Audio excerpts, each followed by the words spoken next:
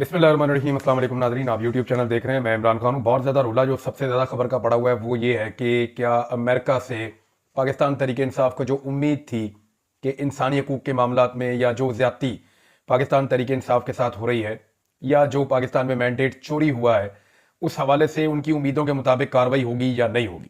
लेकिन ओवरसीज़ पाकिस्तानियों ने इस पर बड़ी मेहनत की है। चाहे अमेरिका है, चाहे यूरोप है, चाहे बरतानिया है, चाहे ऑस्ट्रेलिया है, पूरी दुनिया में ओवरसीज़ पाकिस्तानियों ने बहुत ज़्यादा लॉबिंग की है। अपने सारे वसाइल उन्होंने इस्तेमाल किए हैं और वो बहुत सारी चीज़ों को उन्होंने अचीव भी किया है। ऐसा नहीं है कि पाकिस्तानी हुकूमत जो है वो बिल्कुल पुरसकून है या उन्हें कोई प्रॉब्लम नहीं है। इस वक्त भी जो विल्सन काम कर रहा है जिस एक प्रोजेक्ट के ऊपर, और जो विल्सन का अपना एक बिल है जिसको उसने तैयार किया, उसने पाकिस्तान को टाइम दिया कि जी इतने दिनों के अंदर अगर आप ये कर देते हैं तो ठीक है, वरना फिर मैं ये बिल अमेरिका में पेश करूंगा वहां पे कांग्रेस में और इसको पास करवाऊंगा। अब उस बिल के अंदर जो है वो आसिम मुनीर, पाकिस्तान के आर्मी चीफ, उनका नाम लिखा हुआ है। तो कुछ जराए ये बता रहे हैं कि जो विल्सन को अप्रोच भी किया गया है कि आप जो मर्जी नाम शामिल करें, पाकिस्तान के आर्मी चीफ का नाम शामिल ना करें, क्योंकि माजी में ऐसा कभी हुआ नहीं और ये एक ऐसा इशू है जिसके ऊपर पाकिस्तान की वहां पे एम्बेसी को भी और जितने भी वहां पे लॉबिंग फर्म्स हायर की जाती है उन सबको ये प्रॉब्लम है। अब ऑफ द रिकॉर्ड कुछ इन्फॉर्मेशन मेरे पास पहुंची है, कुछ चीजें ऑफ द रिकॉर्ड रखूंगा, कुछ आपके सामने रख दूंगा। दो डेवलपमेंट्स है ना। एक तो यह है कि डोनाल्ड ट्रंप ने शुक्रिया अदा किया, उस शुक्रिया को लेकर बहुत सारे लोग पाकिस्तान में खुश हो गए और उन्हें लगा कि ये बहुत बड़ी कामयाबी हो गई है और हुकूमत ने कुछ सुख का सांस लिया कि उनके ऊपर एक तलवार लटक रही थी, पता नहीं डोनाल्ड ट्रंप उनके साथ क्या करेगा। लिहाजा उन्हें लगा कि अब वो जो खतरा डोनाल्ड ट्रंप की जानिब से था वो टल गया है। इमरान खान साहब ने वैसे अपने मुंह से कभी नहीं कहा कि उन्हें डोनाल्ड ट्रंप से कोई उम्मीद है या वो ये सोचते हैं कि अमेरिका उनकी रिहाई करवाएगा। वो ये कहते हैं कि जो बाइडन की इंतजामिया ने जो सपोर्ट दी है और जो उनकी ख्वाहिश के ऊपर पाकिस्तान में हुकूमत गिराई गई है, वो अमल वो समझते हैं कि वो गलत हुआ। और उसमें वो जनरल बाजवा का रोल कहते हैं सबसे बड़ा था कि जनरल बाजवा ने अमेरिका को कुछ और बताया, पाकिस्तान में कुछ और बताया और उन्होंने डबल गेम करके इमरान खान साहब को डैमेज किया। फिर डोनाल्ड लू का जो साइफर है वो भी मामला आपके सामने। अच्छा, इमरान खान साहब ने वैसे कभी नहीं कहा कि उन्हें इमरान खान को ये लगता है कि डोनाल्ड ट्रंप आएगा तो इमरान खान को छुड़ाएगा, तो ऐसा कुछ भी इमरान खान साहब ने नहीं कहा। हाँ, ओवरसीज पाकिस्तानियों ने इसके लिए बंदोबस्त किया और उनका आज भी यही दावा है कि अमेरिका से पाकिस्तान के ऊपर प्रेशर बढ़ेगा। ये दावा वो किस बुनियाद पे कर रहे हैं चीजें मैं आपके सामने रखता हूं, लेकिन बाबर एवान साहब कह रहे हैं कि कभी भी मदद के लिए ट्रंप की तरफ नहीं देखा। निजाम आजकल ट्रंप को इज्जत दो की मुहिम चला रहा है। दहशतगर्द को अमेरिका भेजा गया, किसी मुलजिम को अमेरिका के हवाले करना ही था तो आफिया सिद्दीकी वाला मामला भी हल कर लेते। ये भी जनाब सवाल उठाया। इसमें एक स्टेटमेंट जो है वो सीआईए के सरबराह का है और ये उनका इंकशाफ है कि डोनाल्ड ट्रंप ने जब पाकिस्तान का शुक्रिया अदा किया कि जो दहशतगर्द जिसका ताल्लुक आईएस खुरासान से है वो जब पकड़ के हवाले किया गया अमेरिका के, उसको वर्जीनिया की अदालत में वहां पे पेश भी किया है इब्तदाई तौर पे। फर्दर उसका केस चलेगा। उसको ये बताया गया कि तुम्हें उम्र कैद हो सकती है अगर ये जुर्म तुम्हारे ऊपर साबित हो गया तो। तर्जुमान के जरिए से वो बात कर रहा है वहां पे अदालत में। तो अब ये जो सीआईए के सरबराह है उसने इंकशाफ किया कि पाकिस्तान ने काबुल हमले के मास्टरमाइंड की गिरफ्तारी में हमारी मदद की है। पाकिस्तान से कहा था कि अच्छे ताल्लुकात करने हैं, तो ये जो हमला हुआ था काबुल एयरपोर्ट पे, इस हमले की दहशतगर्द की गिरफ्तारी जो है हमारी तरजीह है। ओहदा संभालने के दूसरे रोज ही पाकिस्तानी हुकाम से रब्ता हुआ था। ये सीआईए के सरबराह ने इंकशाफ किया है। कुछ जगहों पे ये बात रिपोर्ट भी हुई है। लेकिन ये जो सारा मामला है ये एक एपिसोड है। मेरा ओवरसीज पाकिस्तानियों से रब्ता हुआ है जो अमेरिका में अमेरिकन हुकूमत के साथ एंगेजमेंट में है, जो विल्सन से भी मिलते हैं, बाकी लोगों से भी मिलते हैं, सेनेटर्स के साथ राब्ते में भी रहते हैं। वहां डॉक्टरों की एक बहुत बड़ी तंजीम है, वो भी अपने तौर पर काम करती रहती है। तो दूसरी बड़ी खबर इसके साथ जुड़ी हुई ये है कि स्टेट डिपार्टमेंट के अंदर जब क्वेश्चन उठाया गया पाकिस्तान के हवाले से, स्पेशली इमरान खान साहब का नाम लेते हुए, तो वहां से जवाब नहीं दिया गया इसके ऊपर। यानी नॉर्मली पहले क्या होता था? पहले ये होता था कि जो व्हाइट हाउस के तर्जुमान है वो खुलकर ये कह देते थे कि जी वो पाकिस्तान का अंदरूनी मामला है, पाकिस्तान की अदालतें आजाद हैं, पाकिस्तान की अदालतें जाने और इमरान खान का मामला जाने। हम पाकिस्तान के अंदर जो इंसानी हकूक के मामला को देख रहे हैं और हम पाकिस्तान को अपने एक ऐसे शराकतदार के तौर पर देखते हैं जो दहशतगर्दी के मामला में पाकिस्तान की मदद करता है।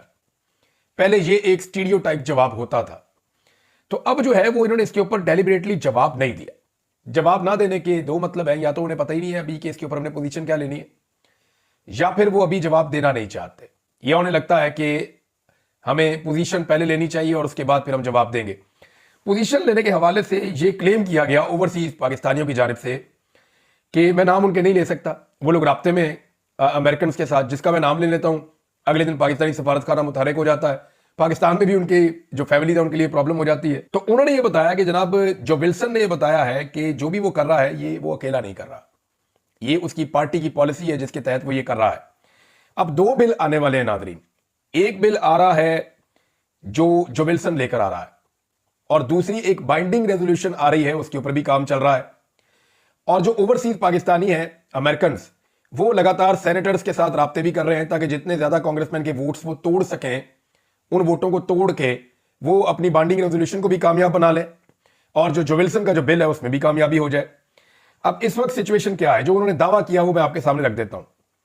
उनका यह कहना है कि हमें 435 में से आधे वोट चाहिए, यानी 215 के करीब वोट उन्हें मिल जाए, 215-20 वोट मिल जाए तो वो कामयाब हो जाएंगे। 220 वोट बहुत है। पिछली मर्तबा जब जो बाइडन की हुकूमत थी तो 368 वोट उन्हें मिल गए थे, यानी जितने वोट चाहिए उससे बहुत ज्यादा वोट्स उन्हें मिल गए थे। 220 की जगह 368 ले लेना बहुत बड़ी कामयाबी थी। तो इस मर्तबा वो ये कहते हैं कि बड़े आराम से वो सिंपल मेजॉरिटी ले लेंगे और अपनी बाइंडिंग रेजोल्यूशन भी पास करवा लेंगे। और अगर ये बिल जो विल्सन का है ये ईद से पहले लाने का इंदिया दिया है जो विल्सन ने ओवरसीज पाकिस्तानियों को कि ईद से पहले मैं ये बिल लेकर आऊंगा। तो अब अगर जो विल्सन का बिल आ जाता है उसके बाद बाइंडिंग रेजोल्यूशन आती है और उसके अंदर तो 11 लोगों के नाम है।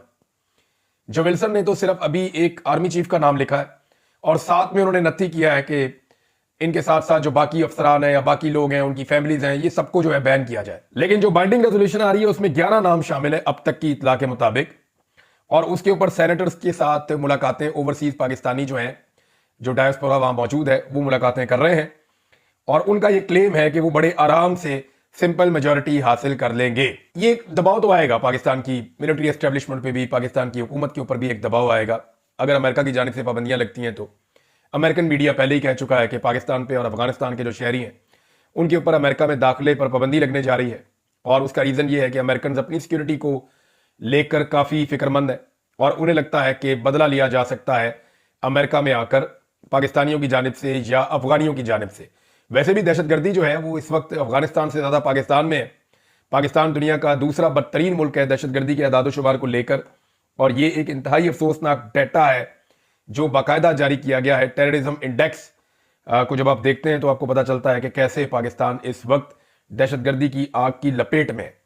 आर्मी चीफ गए बन्नू, उन्होंने बन्नू का दौरा किया और उन्होंने वहां पे ब्रीफिंग वगैरह ली, फिर वहां पे उनके कुछ स्टेटमेंट भी आए। तो जो हथियार इस्तेमाल किए गए हैं बन्नू वाले अटैक में वो गैर मुल्की हथियार है, ये बहुत अहम है। और दूसरा उन्होंने ये क्लेम किया और ये उन्होंने कहा कि अफगानिस्तान की सरजमीन जो है वो महफूज पनाहगाह है दहशतगर्दों की, और उसे इस्तेमाल किया गया है और दहशतगर्द वहां से आए और उन्होंने पाकिस्तान के अंदर अटैक किया। अब ये इसमें दो राय है। एक राय जो है मौजूदा हुकूमत की है, हुकूमत ये चाहती है कि अमेरिका के साथ मिलकर पाकिस्तान अफगानिस्तान में ऑपरेशंस करे और अफगानिस्तान को असलहे से पाक करे। अब ये एक ऐसा एडवेंचर है जिसमें अमेरिका को दोबारा से एक जंग की दावत दी जा रही है कि जो जंग आप पीछे 20 साल लड़के नहीं जीत सके, आप दोबारा आए, जो असला आप यहां पे छोड़ के भागे हैं अब दोबारा उस असले को वापस लेने का टाइम आ गया, तो आए अफगानियों के साथ लड़ते हैं। तो क्या ये पॉसिबल होगा? अमेरिका इस लड़ाई में आएगा? तो साफ मेरी तरफ से ये जवाब, और मैं क्लियरली आपको बता रहा हूं कि अमेरिका कभी भी इस लड़ाई के लिए अपनी फौजें नहीं उतारेगा। तो क्या वो बाहर बैठ के पाकिस्तान की फौज को लड़वाएगा अफगानियों के साथ? इस बारे में अभी हम कुछ नहीं कह सकते, लेकिन ये बात कंफर्म है कि पाकिस्तान अमेरिका को इस लड़ाई के अंदर लाना चाहता है, क्योंकि पाकिस्तान में इस वक्त दो तरह की सोच है। एक जो हुकूमत की सोच है या एस्टेब्लिशमेंट की है, उन्हें लगता है कि अफगानिस्तान के साथ सख्ती के साथ डील करना चाहिए। दूसरा जो इमरान खान साहब का फार्मूला है, वो पहले भी ये कहते रहे कि आप अफगानिस्तान को अंगेज करें, जितनी ज्यादा आपकी अफगानिस्तान के साथ अंगेजमेंट होगी उतनी जल्दी पाकिस्तान में अमन आएगा। अली मोहम्मद खान साहब ने भी अभी यही स्टेटमेंट दिया है। पाकिस्तान ने देखे अमेरिका की मदद की थी जब अंगेजमेंट करनी थी अमेरिका ने तालिबान के साथ। ये सारी दुनिया जानती है और सबको इस बात का आइडिया है कि पाकिस्तान की मदद के बगैर अमेरिका का जो महफूज इनखला है वो मुकम्मल नहीं हो सकता था। तो अब पाकिस्तान ने बहुत मदद की थी अमेरिका की। कतर के अंदर जो मुज़ाकरात हुए थे पाकिस्तान ने सारी चीजों को इनिशिएट किया था। अब पाकिस्तान खुद अंगेज क्यों नहीं कर पा रहा? बड़ा सवाल यह है कि पाकिस्तान ने जो मशवरा अमेरिका को दिया और अमेरिका की जो फंदे में जान फंसी हुई थी, अमेरिका को निकाला इस अजाब में से, तो पाकिस्तान खुद क्यों नहीं निकल सकता? पाकिस्तान खुद क्यों मुस्बत और बेहतर एंगेजमेंट नहीं कर सकता अफगान तालिबान की हुकूमत के साथ? पाकिस्तान को यह एंगेजमेंट करनी चाहिए। पाकिस्तान को पहले तो आपस में अपनी अंदरूनी एंगेजमेंट करनी चाहिए, जिसमें जुनैद अकबर साहब ने एक स्टेटमेंट दिया। उस स्टेटमेंट में आपके सामने रख देता हूं। जुनैद अकबर साहब कह रहे हैं, मैं ये कभी नहीं कहूंगा कि हमारा एस्टेब्लिशमेंट से कोई राब्ता नहीं है, राब्ते होते हैं, बिलवास्ता और बिला वास्ता भी होते हैं। इदारों से राब्तों पर हमें कोई शर्म भी नहीं है, क्योंकि ये हमारे अपने इदारे हैं।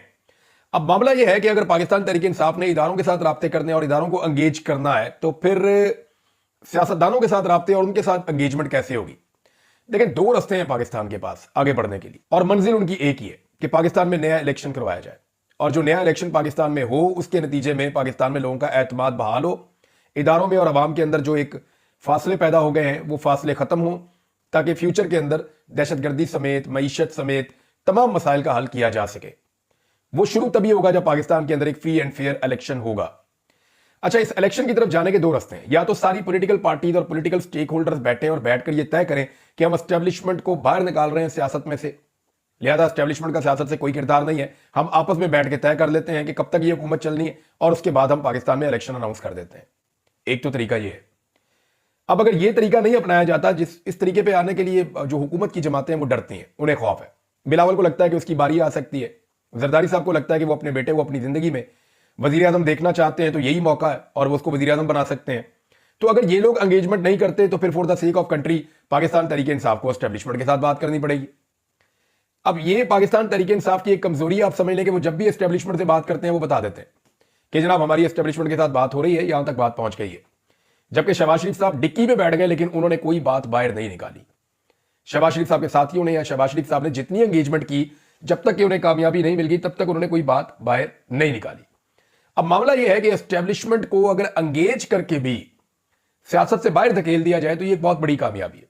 यानी जब शहबाज शरीफ साहब मुज़ाकरात कर रहे थे या नवाज शरीफ साहब और उनकी पार्टी जब एंगेजमेंट कर रही थी, जब प्लान बना रहे थे इमरान खान साहब की हुकूमत को गिराने का, तो उस प्लान के अंदर एस्टेब्लिशमेंट को सियासत से बाहर निकालना कहीं शामिल नहीं था। बल्कि हुआ यह कि उस प्लान के नतीजे में एस्टेब्लिशमेंट सियासत के अंदर ज्यादा धंसती चली गई, और अब सूरत हाल यह है कि पाकिस्तान की हर अहम पोजीशन के ऊपर फौज बैठी हुई है और मिलिट्री एस्टेब्लिशमेंट को पूरी तरह से एंगेज कर दिया गया है। यानी सिंपल अगर हम ये कहें कि वुज़रा खुद मानते हैं, हम क्या कहें। राणा सनाउल्लाह साहब बता रहे हैं कि जी हम तो लाए नहीं परवेज खट्टक को, मोहसिन नकवी भी हमारा आदमी नहीं है, जिनका आदमी आप जानते हैं, फैसल वाडा का ताल्लुक इस कबीले से आप जानते हैं। तो इस हुकूमत के अंदर बहुत सारे ऐसे एलिमेंट हैं वजीर खजाना समेत जिनका मौजूदा हुकूमत के साथ ताल्लुक नहीं है या सियासी जमातों के साथ ताल्लुक नहीं है, वो एस्टेब्लिशमेंट के नुमाइंदे हैं। तो बिलवास्ता तौर पर पीछे बैठ के एस्टेब्लिशमेंट ही इस निजाम को चला रही है। तो एस्टेब्लिशमेंट को एंगेज करके अगर उनको सियासत से बाहर निकाला जा सके तो इससे बेहतर तो कुछ नहीं हो सकता।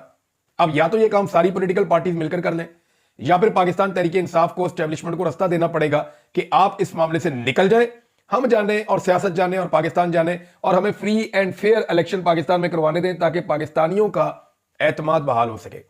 नाज़रीन, IMF के साथ मुज़ाकरात चल रहे हैं, और मुज़ाकरात के अंदर जो है ना वो एक पॉजिटिव चीज़ ये है कि जो सरकारी अफसरान हैं उनका पता ही नहीं चलता था इनके असासे कितने हैं, और इसके ऊपर IMF ने एक शर्त रखी थी कि जनाब सरकारी अफसरान के जो असासे हैं ये मामला जो है वो सामने लाए जाए। तो अब उसके लिए हुकूमत ने आमादगी दायर कर दी और फैसला हुआ है कि एक पोर्टल बनाया जाएगा जिसके ऊपर जो बड़े सरकारी अफसरान हैं उनके असासे उसके ऊपर लगा दिए जाएंगे, जनाब इन्होंने इतना कमाया, इतने पैसे, इतनी तनख्वाह इनकी, ताकि चीज़ें जो है वो क्लैरिटी के साथ आवाम के सामने आ जाए। नाज़रीन, एक और बड़ी खबर है आज के दिन में, बल्कि मेरे लिए तो सबसे बड़ी खबर यह है, शहीद अरशद शरीफ का जो अज खुद नोटिस लिया हुआ है सुप्रीम कोर्ट ऑफ पाकिस्तान ने उनकी शहादत का, वो केस आज लग रहा है सुप्रीम कोर्ट ऑफ पाकिस्तान में। नाज़रीन, इस केस को अब आईनी बेंच सुनेगा। जस्टिस अमीनुद्दीन खान की सरबराही में 5 रुकनी आईनी बेंच आज जुमे के रोज इसकी समाअत करेगा, और अरशद शरीफ कत्ल अज खुद नोटिस केस की समाअत होगी। इसमें जमाल खान मंदोखेल साहब, जस्टिस मोहम्मद अली मदर साहब बेंच में शामिल हैं, नईम अख्तर अफगान साहब भी शामिल हैं, जस्टिस हसन अजहर रिजवी साहब भी, और जस्टिस शाहिद बिलाल साहब भी इस बेंच का हिस्सा है। तो अरशद शरीफ साहब की जो शहादत है, शहीद अरशद शरीफ की, हम तो इसके ऊपर उम्मीद रखते हैं कि आज नहीं तो कल इंसाफ होगा। सबसे पहली चीज जो देखने वाली है, सुप्रीम कोर्ट ऑफ पाकिस्तान अगर कुछ देखना चाहती है तो वो ये देखे कि अरशद शरीफ पर 1.5-2 दर्जन मुकदमात किसने किए थे। यानी एक साथ इतने सारे मुकदमात कर दिए गए, फिर उनके लिए जमीन तंग कर दी गई, फिर उनसे उनकी नौकरी छीन ली गई, फिर उन्हें इतना मजबूर किया गया कि वो पाकिस्तान से बाहर चले गए, फिर जिस मुल्क में वो गए वहां से भी उन्हें निकलवा दिया गया, फिर एक तीसरे मुल्क में जहां पे वो मौजूद थे वहां उन्हें कत्ल करवा दिया गया, और उस मुल्क के अंदर अदालतें ये कह रही हैं कि ये गलती नहीं हुई, इस आदमी को डेलिबरेटली टारगेट करके कत्ल किया गया है। तो अब ये जो शहादत है इसके ऊपर सुप्रीम कोर्ट ऑफ पाकिस्तान के सामने बहुत सारी चीजें आ चुकी हैं।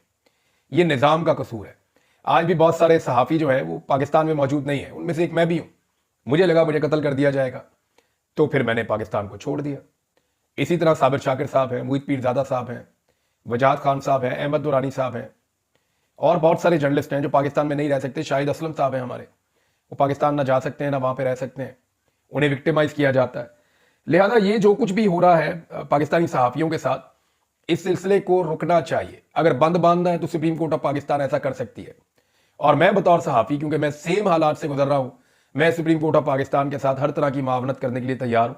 वो जब कहेंगे मैं हर तरह की मावनत के लिए हाजिर हूं। नादरीन, क्योंकि बार बार बात होती है नए इलेक्शंस की, तो फिर नया इलेक्शन कमिश्नर भी आना चाहिए, क्योंकि पिछला जो इलेक्शन कमिश्नर है, चीफ इलेक्शन कमिश्नर ने जो कुछ किया, जो उनके कारनामे हैं, वो पूरी दुनिया के सामने है। कैसे उन्होंने एक पॉलिटिकल पार्टी से इंतखाबी निशान छीन लिया, कैसे उनके दफातर के बाहर जो है वो पॉलिटिकल पार्टी के जो लोग आते थे कागजात नामजदगी जमा करवाने के लिए, उनसे कागजात नामजदगी छीन लिए जाते थे। कैसे उन्होंने बिल्कुल लेवल प्लेइंग फील्ड दिया ही नहीं, कैसे इतने बड़े पैमाने के ऊपर जो है कागजात नामजदगी मुस्तरद किए गए, और सेकंड और थर्ड चॉइस जो है पाकिस्तान तहरीक इंसाफ की, उनको अजीबोगरीब किस्म के इंतखाबी निशानों के साथ छोड़ा गया मैदान में। कैसे एक एक घर के जो वोटर्स हैं उनको दो दो तीन तीन शहरों में फैला दिया गया कि एक वोटर बेचारा वोट डालने जा रहा है 50 किलोमीटर इधर, उसी घर का दूसरा बंदा 50 किलोमीटर इधर, उसी घर का तीसरा बंदा 50 किलोमीटर उधर जा रहा है।